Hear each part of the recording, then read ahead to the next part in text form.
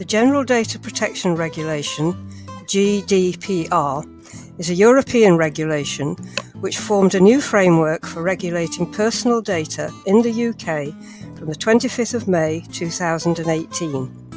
This replaces the Data Protection Act 1998. All data controllers and organisations collecting or in any way processing personal data must now comply with this regulation.